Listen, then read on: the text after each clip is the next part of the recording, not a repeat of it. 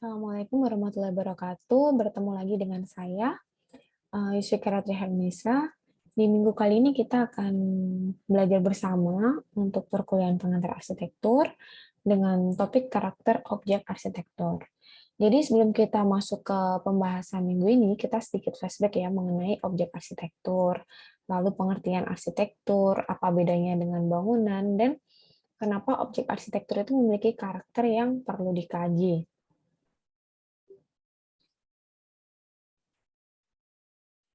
Nah, untuk capaian pembelajarannya sendiri, jadi nanti teman-teman mahasiswa itu diharapkan mampu menentukan, memilah, dan menghubungkan kaidah fungsi, ruang, dan aktivitas dalam arsitektur. Untuk materinya, kita akan mengkaji tentang karakter objek arsitektur, yaitu konsep dasar mengenai bentuk, ruang, skala, fungsi, dan aktivitas di dalam arsitektur. Nah, untuk referensi utamanya yaitu buku dari Francis D. Catching ya, Introduction to Architecture, dan ini ada beberapa referensi, teman-teman mungkin bisa mencatatnya terlebih dahulu. Nah, yang pertama kita masuk ke definisi arsitektur itu sendiri. Jadi di sini tuh ada beberapa tokoh arsitek terkenal ya. Yang pertama mungkin nggak asing buat teman-teman, yaitu Marcus Polio Vitruvius. Ini adalah pencetus pertama mengenai definisi arsitektur. Nah, di sini dijelaskan bahwa arsitektur itu terdiri dari kesatuan ya, dari kekuatan atau kekokohan, yaitu fermitas. Nah, ini meliputi struktur dan material yang kuat ya tentunya. Terus keindahan atau venustas itu meliputi estetika. Nah, estetika itu dipengaruhi biasanya oleh proporsi, skala bangunan, dan lain-lain. Lalu yang ketiga itu adalah utilitas atau fungsi. Nah, jadi ketiga hal inilah yang menjadikan definisi arsitektur menurut Vitruvius. Jadi di arsitektur itu harus ada firmitas, venustas, dan utilitas. Terus yang kedua itu menurut Mangunwijaya. Nah, menurut Mangunwijaya, arsitektur itu dianggap sebagai vastuvidya, yaitu berarti ilmu bangunan. Jadi di sini itu meliputi tata bumi, tata gedung, dan tata lalu lintasnya atau mungkin lingkungannya ya. Terus yang ketiga adalah menurut Amos Rapoport. Nah, ini Amos Rapoport ini menganggap arsitektur sebagai ruang tempat hidup manusia. Jadi tidak hanya sekedar fisik, melainkan termasuk budaya yang terjadi di dalamnya ya, sosial budaya yang tentunya akan berpengaruh terhadap arsitektur. Terus yang terakhir itu menurut Francis D. Catching. Nah, ini mungkin nanti yang akan kita bahas di minggu ini itu arsitektur lebih ke definisi menurut D. Catching ya. Jadi arsitektur itu membentuk suatu tautan yang mempersatukan ruang, bentuk, teknik, dan fungsi. Nah, kalau tadi kita membahas mengenai definisi arsitektur, lantas apa definisi bangunan gitu? Apa yang membedakan antara arsitektur dan bangunan?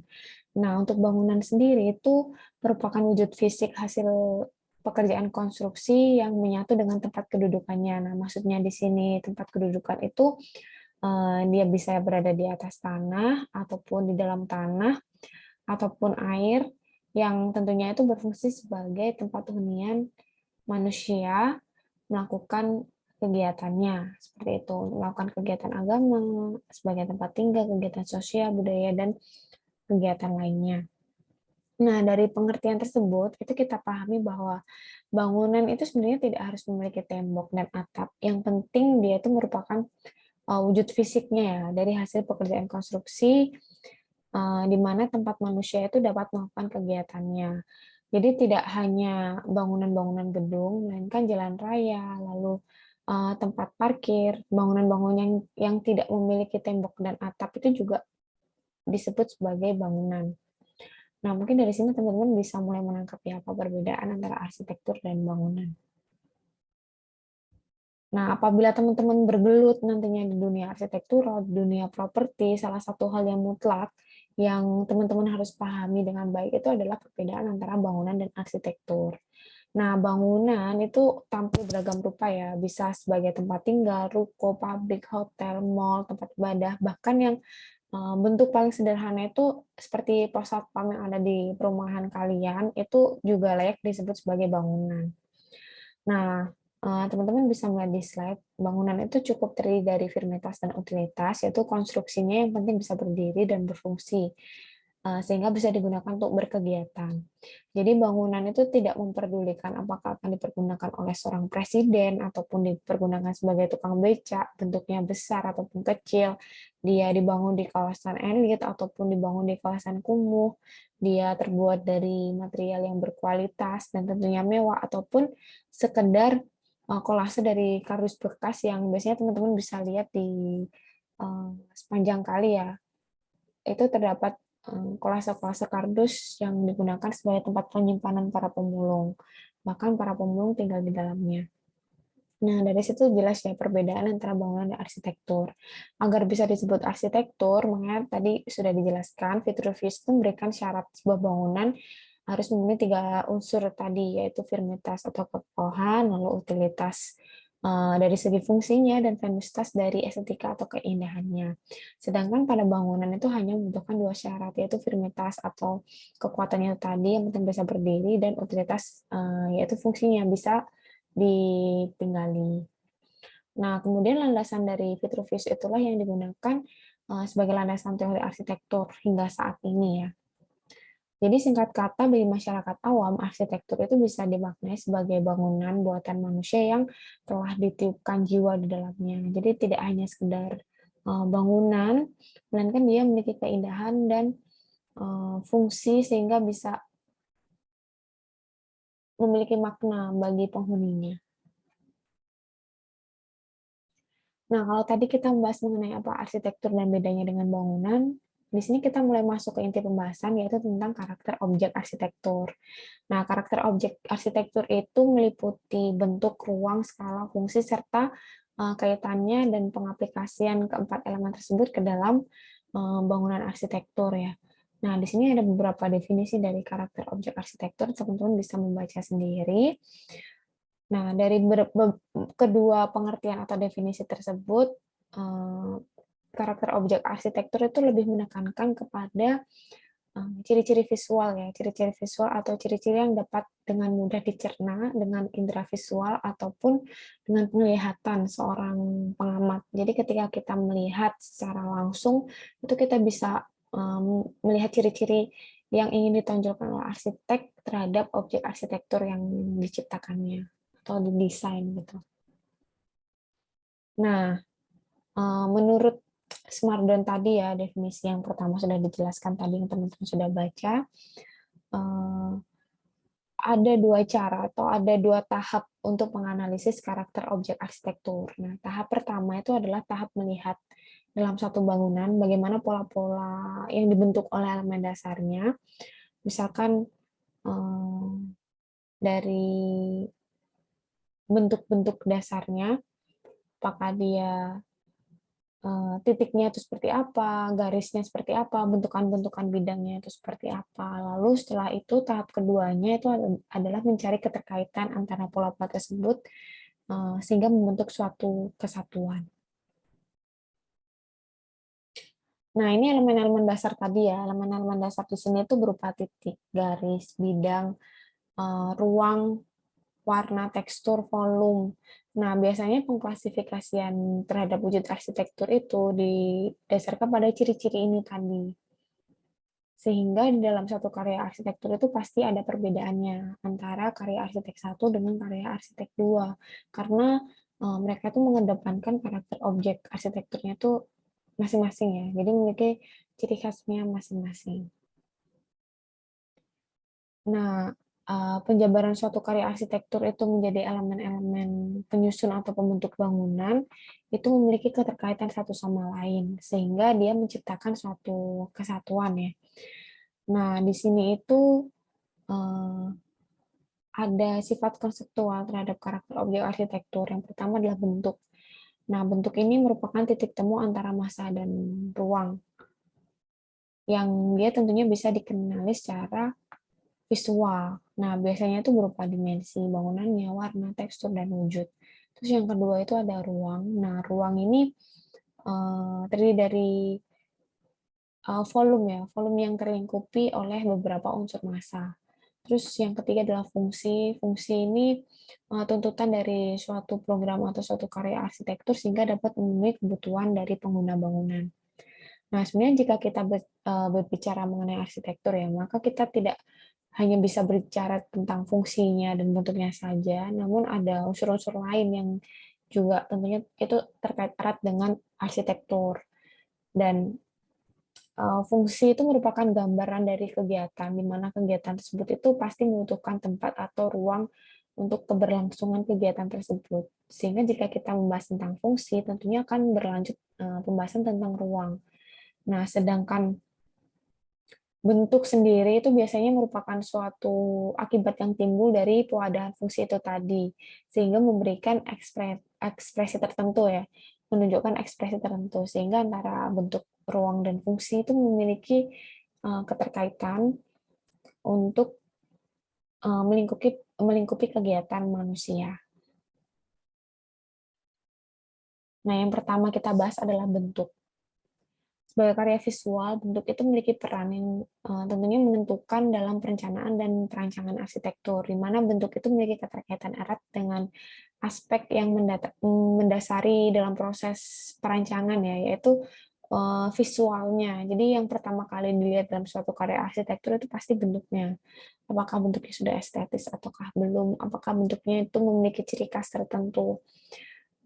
Jadi bentuk ini salah satu alat pokok bagi perancang dalam mendesain suatu bangunan arsitektur.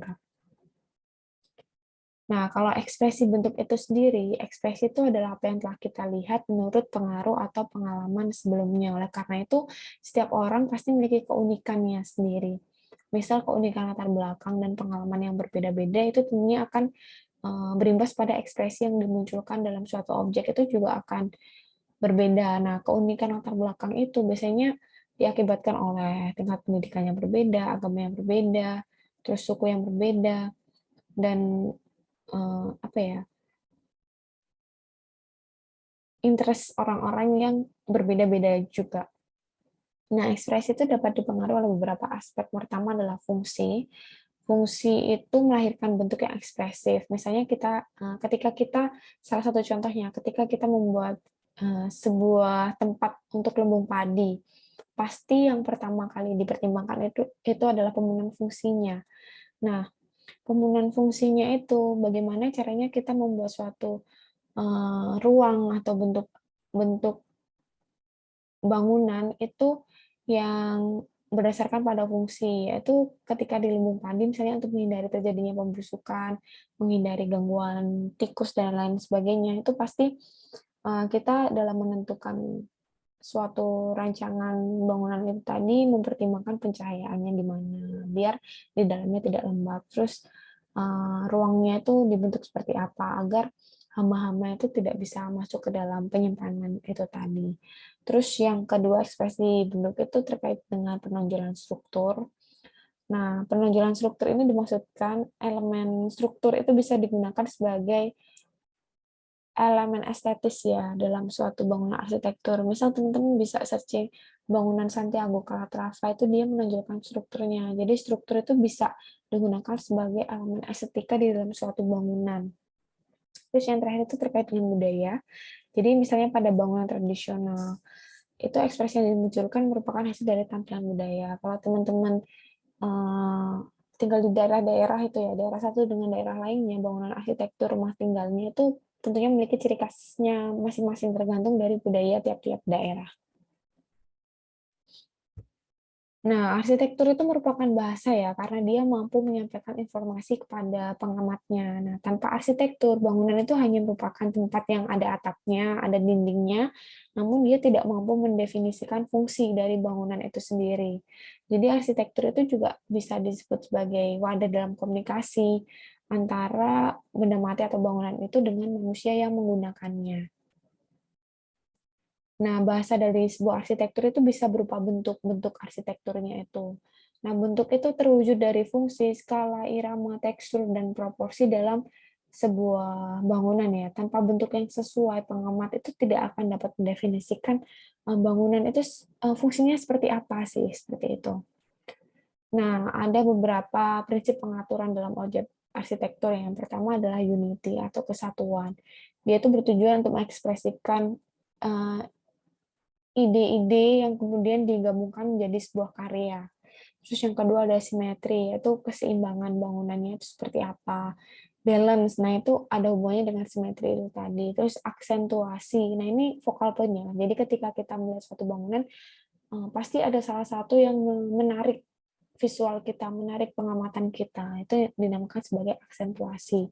Terus kontras, kontras ini jadi dia itu ada ketidakseragaman, tapi memunculkan suatu estetika sendiri, sesuatu keunikan sendiri, suatu kesatuan sendiri. Terus proporsi, proporsi itu hubungan antara bagian satu bangunan dengan bangunan lain dan keseluruhan bangunannya. Terus terkait dengan skala itu dimensi, ukuran penangkapan visual manusia dan ukuran fisik manusia ketika menempati bangunan di dalamnya. Terus ekspresinya itu adalah karakter yang dipancarkan oleh bangunan sehingga dia itu pengamatnya itu bisa tahu makna yang ingin disampaikan oleh si perancangnya itu seperti apa. Lalu kejujuran. Nah, bangunan ini harus sesuai dengan maksud dari bangunan itu sendiri.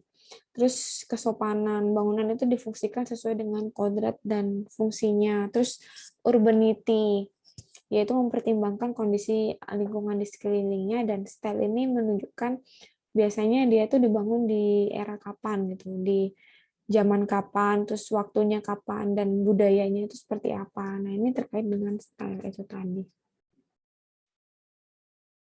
Nah, bentuk itu bisa dikenali karena dia memiliki ciri-ciri visual, yaitu wujud. Yang pertama adalah wujud. Wujud itu konfigurasi dari permukaan-permukaan dan sisi-sisi bentuk sehingga membentuk suatu wujud ya. Terus yang kedua adalah dimensi, ini meliputi panjang, lebar, dan tinggi. Terus ada warna, itu adalah corak.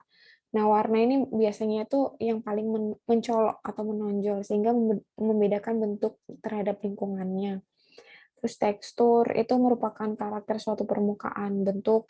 Tekstur itu bisa berakibat pada perasaan kita ya sebagai pengguna ketika kita menyentuh teksturnya. Apakah dia halus, kasar, dan lain-lain. Terus posisi itu bagaimana posisi suatu bangunan terhadap lingkungan. Nah, biasanya ini terkait dengan iklimnya itu seperti apa, sehingga itu berpengaruh terhadap posisi dan tentunya terhadap orientasi juga ya.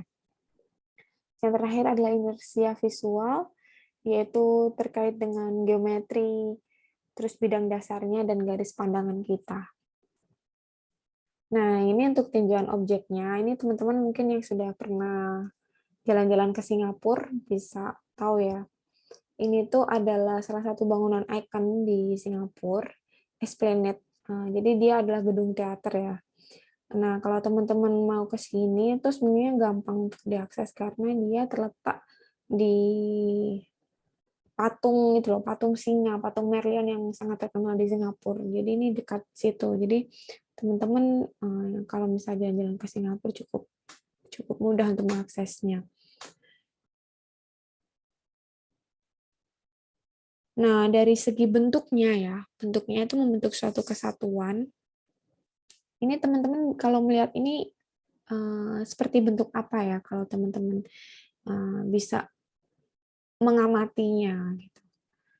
Nah, kalau dari berbagai sumber ya, itu banyak yang menyebutkan kalau ini tuh bentuknya itu mirip dua buah durian.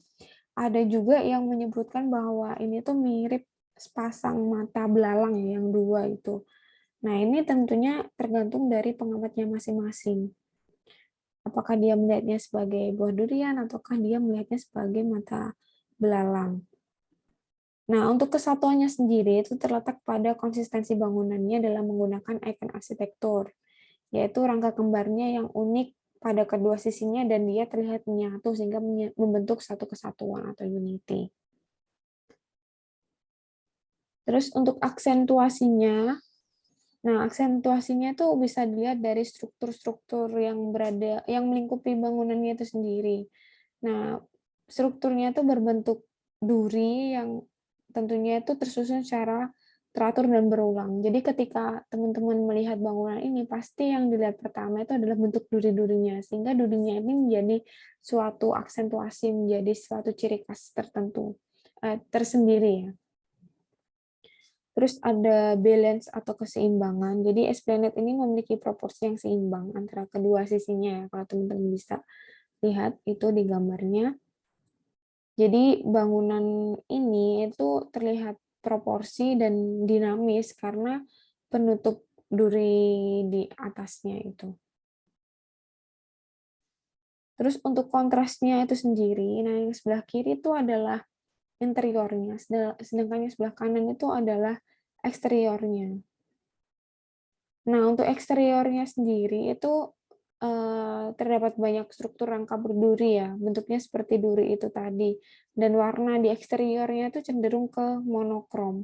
Akan tetapi ketika pengamatnya itu masuk ke dalam interiornya, bangunannya itu tidak menampilkan struktur rangka yang di luar itu tadi. Kalau yang di luarnya itu cenderung warna-warna monokrom, tapi ketika masuk ke dalam tuh warnanya kemerah-merahan, sehingga timbullah kesan yang kontras antara eksterior dan interiornya.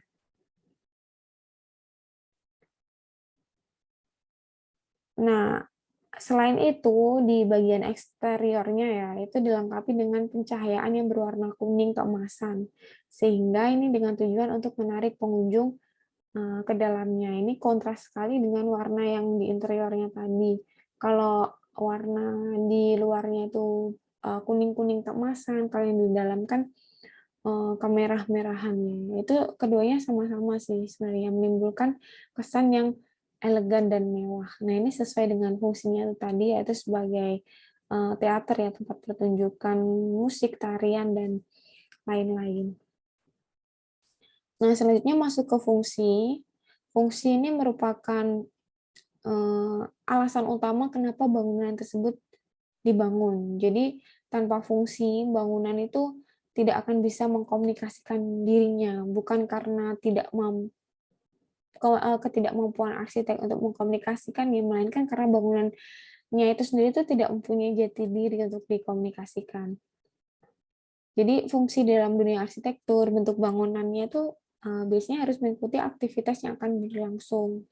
Contohnya ketika kita membangun sekolah atau rumah sakit, maka kita harus memperhatikan aktivitas yang akan berlangsung dalam bangunan tersebut, sehingga nantinya bentuk bangunannya itu pasti akan menyesuaikan dengan fungsinya itu tadi. Seperti itu. Terus untuk selanjutnya adalah multifungsionalitas arsitektur. Jadi dalam kegiatan perancangan kita tidak bisa lepas dengan fungsi itu tadi ya.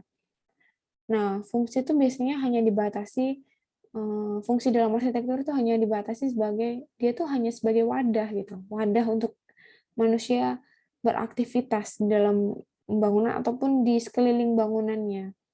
Nah, padahal sebenarnya arsitektur itu sendiri memiliki banyak fungsi ya. Jadi fungsinya itu tidak hanya sebagai wadah aktivitas, melainkan dia terdiri dari berbagai fungsi lainnya. Nah, ini nanti akan saya jelaskan lagi apa sih fungsi arsitektur selain sebagai wadah aktivitas gitu.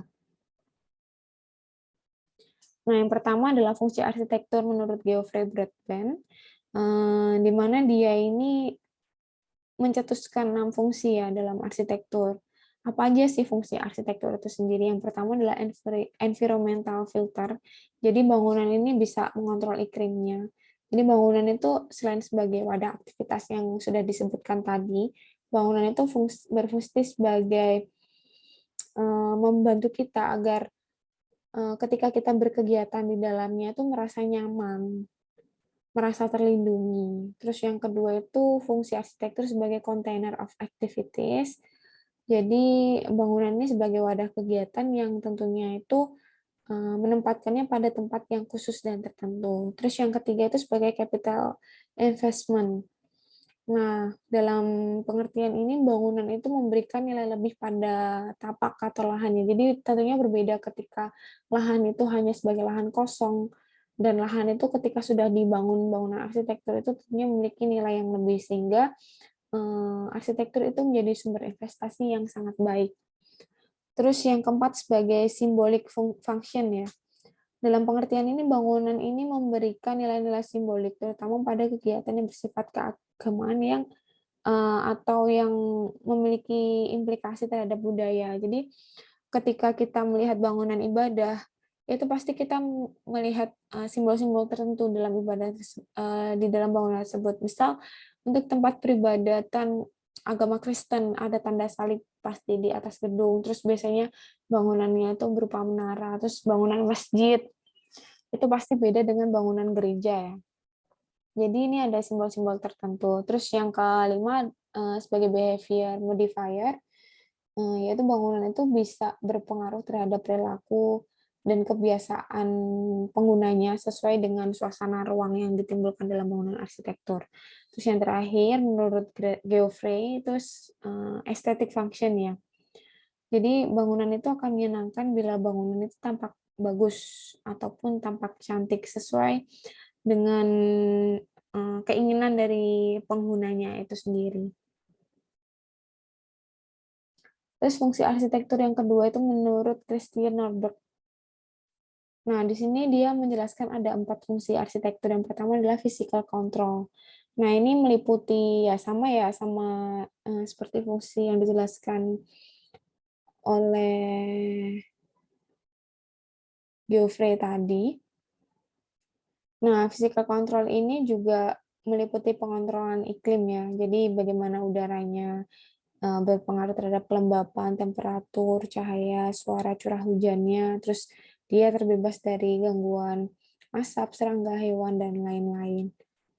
Jadi physical control ini berkaitan dengan hubungan antara bangunan dengan lingkungannya. Jadi lingkungan itu tentunya pasti akan berpengaruh terhadap bangunan sehingga harus dikontrol. Terus yang kedua adalah functional frame.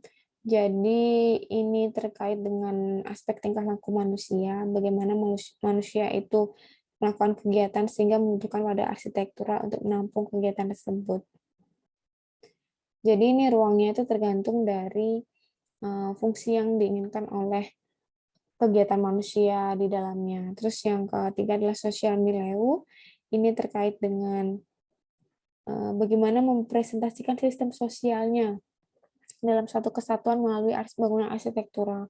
Nah, contohnya itu Istana Raja itu pasti dibuat lebih besar dari bangunan-bangunan lainnya. Nah, fungsinya apa? Untuk menunjukkan status sosial. Bangunan perkantoran itu pastinya juga berbeda ya dengan bangunan bangunan rumah gitu, karena untuk menunjukkan fungsinya juga. Terus cultural symbolization, jadi arsitektur itu sebagai objek budaya dan merupakan hasil karya manusia yang melayani aktivitas-aktivitas manusia. Jadi arsitektur hampir sama sebenarnya seperti fungsi yang disebutkan oleh Geoffrey tadi. Bangunan arsitektur itu biasanya menyesuaikan dengan kondisi budaya yang ada. Terus yang ketiga, fungsi arsitektur menurut Larry, ini ada 5 fungsi ya. Yang pertama adalah structural articulation. Ini merujuk pada material struktur dan metode dalam membangunnya, sehingga berpengaruh terhadap variasi kegiatan yang terjadi di dalam bangunan arsitekturalnya. Terus yang kedua ada physical function yang tadi mengacu pada iklimnya tadi ya sudah dijelaskan. Terus terkait tentang psychological function, nah ini terkait dengan feeling atau perasaan manusia yang tinggal di dalamnya. Terus ada social function, yaitu mengacu pada fungsi-fungsi sosial atau budaya yang terjadi di bangunan arsitekturalnya. Terus ada cultural function, ini mengacu pada esensi manusia yang hidup nantinya di dalam bangunan arsitekturalnya itu tentunya terpengaruhi oleh budayanya ataupun tempat di mana mereka dibangun gitu. Jadi dari berbagai uraian tentang fungsi-fungsi yang diperankan oleh arsitektur itu tadi, itu disimpulkan bahwa arsitektur itu tidak hanya memiliki atau memerankan satu fungsi saja ya, yaitu memenuhi kegiatan manusia, melainkan juga melaksanakan sejumlah fungsi lainnya. Nah, masing-masing fungsi itu eh, terbentuk dari sudut tinjau dan pemahaman tertentu. Tergantung dari si pemakainya atau perancangnya nanti itu menginginkan fungsi arsitektur itu seperti apa. Jadi fungsi itu diartikan sebagai berjalannya suatu tema kegiatan yang mencerminkan suatu tema ruang. Nah, ini salah satu contoh bangunannya. Ini teman-teman bisa melihat ya, ini bangunan apa ya. Kalau dilihat dari bentuknya, seharusnya dari bentuk visualnya sudah terlihat ya, kalau bangunan ini merupakan bangunan gereja pada zaman abad pertengahan. Nah, ini dalam menentukan bentuknya, si arsitek itu pasti menyesuaikan dengan fungsinya. Karena dia fungsinya sebagai gereja, maka dia menonjolkan kebentukan menara. Dan apabila teman-teman bisa melihat itu di ujung menaranya ada tanda salib. Nah, ini bentukan seperti ini dimunculkan karena menyesuaikan dengan fungsinya. Karena fungsinya gereja, makanya bentuknya seperti ini. Beda halnya dengan eh, kalau fungsinya sebagai masjid pasti bentuknya berbeda. Kalau fungsinya sebagai perkantoran pasti bentuknya berbeda lagi. Fungsinya sebagai sekolah pasti bentuknya berbeda. Jadi fungsi ini memiliki keterkaitan dengan bentuknya, begitupun dengan bentuk memiliki keterkaitan dengan fungsinya. Nah, ini untuk skalanya sendiri karena dia sebagai gereja dan gereja itu salah satu bangunan yang diagung-agungkan ya di daerah Islandia. Jadi emang gerejanya ini dibuat dengan skala dan proporsi yang megah gitu. Bangunannya tinggi daripada bangunan-bangunan di sekelilingnya. Terus selanjutnya kita membahas tentang ruang. Ini ada beberapa definisi tentang ruang. Teman-teman bisa membaca sendiri definisi-definisi ini ya. Jadi ruang ini merupakan, kalau menurut Pak Joseph Priyotomo, ruang ini merupakan bagian dari bangunan yang berupa rongga, jadi merupakan sela-sela yang terletak di antara dua objek dan yang mengelilingi dan melingkupi kita. Gitu. Terus ada 3 unsur pembentuk ruang, yaitu alas atau lantai, terus dinding atau pembatas, dan bidang langit-langit atau atap ya.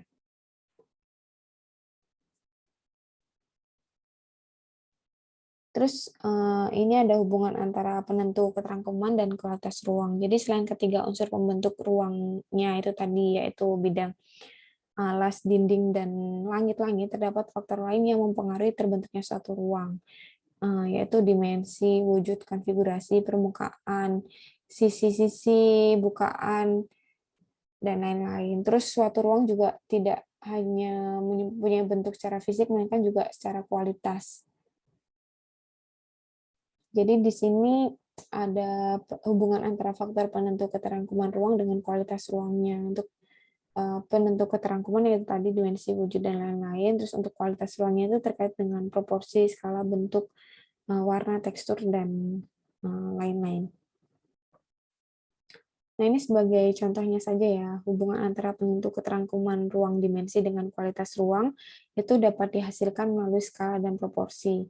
Jadi apabila kita ingin melihat skala ruang yang wajar, itu seperti contoh di kanan, itu biasanya dibangun di bangunan rumah tinggal. Jadi skalanya itu skala normal ya, tidak terlihat terlalu besar. Beda kalau kita melihat di auditorium. Nah, auditorium ini biasanya menggunakan skala megah. Jadi dia terkesan lebih luas, lebih besar gitu. Terus skala megah itu juga bisa diterapkan di bangunan istana, terus bangunan teater kayak auditorium ini, dan bangunan-bangunan lainnya. Terus yang kedua adalah wujud.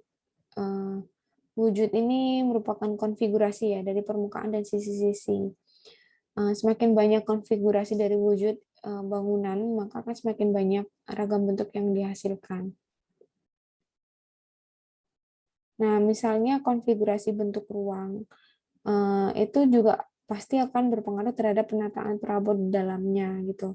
Terus beda antara bentuk ruang yang dia persegi gitu ya. Persegi misalnya kalau segi 4 itu kan standar bangunan pada umumnya itu pasti ruangnya itu bentuknya segi 4. Terus ada bangunan ruang yang segi 6, segi 8. Nah, itu tentunya nanti akan berpengaruh terhadap penataan perabotnya dan pasti ketika kita masuk di dalamnya itu menimbulkan kesan yang kaku dan tegas. Beda kalau misal bentuk ruangnya itu melengkung lingkaran atau elips. Itu pasti ketika kita masuk di dalamnya itu terkesan eh, lebih apa ya, lebih fleksibel gitu kita di dalamnya gitu. Terus selanjutnya terkait dengan warna, tekstur, dan pola. Nah, ini warna juga berpengaruh terhadap ruang ya. Apabila kita menggunakan warna ruangan itu warna-warna yang cerah, itu pasti berdampak pada psikologis kita gitu. Kalau yang warnanya cerah pasti akan terasa lebih luas, terus lebih tenang, lebih nyaman. Namun apabila kita memberi warna-warna ruang yang warna-warna gelap gitu, warna hitam, warna merah itu pasti akan memberikan kesan lebih sempit, namun kesannya juga memberikan kesan yang semangat. Jadi tergantung dari selera masing-masing pengguna ya, apakah dia mau menggunakan warna yang cerah ataupun warna yang gelap, tergantung selera masing-masing. Nah, ini keterkaitan fungsi ruang dan bentuk. Jadi fungsi itu dikategorikan sebagai penentu untuk bentuknya ya. Jadi namun fungsi itu tidak mutlak untuk menentukan bentuknya juga. Kalau teman-teman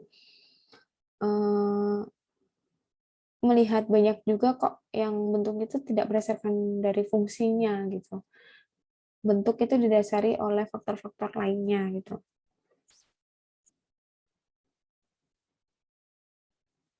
Nah, konsep bentuk, terus penataan ruang, skala, dan fungsi itu menjadi elemen penting dalam proses perencanaan dan perancangan. Kalau teman-teman pernah mendengar ya, Le Corbusier itu pernah mengatakan bahwa bentuk dari bangunan arsitektur itu mengikuti fungsinya, form follow function. Walaupun sesuai dengan perkembangan waktu, seiring waktu, itu muncul pendapat lain bahwa fungsi pun juga bisa menyesuaikan bentuk. Jadi tidak hanya bentuk yang menyesuaikan fungsi, melainkan fungsi yang menyesuaikan bentuk.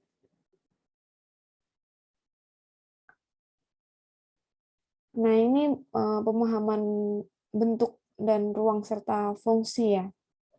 Ini salah satu contohnya adalah Villa Savoye. Ini salah satu karya dari Le Corbusier, di mana Le Corbusier ini sebenarnya menginginkan dua hal ya. Yang pertama adalah rumah itu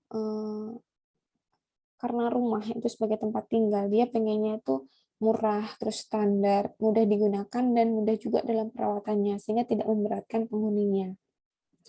Jadi rumah itu didesain dengan kejujuran yang sempat kita bahas di pembahasan awal itu tadi. Jadi ruang yang diinginkan oleh Eric Corbusier khususnya untuk rumah itu haruslah seefisien mungkin ya. Karena ruang itu hanya untuk ditinggali dan ditempati. Jadi harus dibuat nyaman dan tidak memerlukan perawatan yang menyulitkan penghuninya gitu.